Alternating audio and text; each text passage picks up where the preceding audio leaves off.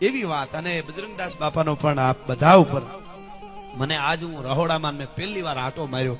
મને વિચાર થયો કે આ એક વખત આવે બુદ્ધિશાળીના બુદ્ધિના જે બાસકા ભરેલા માણસો વિશ્વની માલિકો છે, વૈજ્ઞાનિક જેટલા ઊંચા વિજ્ઞાન જ્યાં સુધી શોધ કરી છે એને હું ખૂબ વંદન કરું છું. એની મહેનત નાની નથી, પણ એક વાર ઈ વસ્તુ કરવા વાળા માણસને પણ અહીંયા આવી અને જો આનું સંશોધન કરે તો એની ત્રેવડ નથી.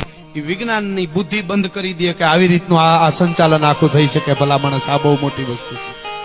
આ તમે રહોડું જુઓ, આપણે ગેસ આવી ગયા છે ઘરમાં, એમ કે હવે બળતણ ને બધું કોણ કરે? અહીંયા બધું બળતણ ઉપર જમે છે અને પંગતમાં જમે.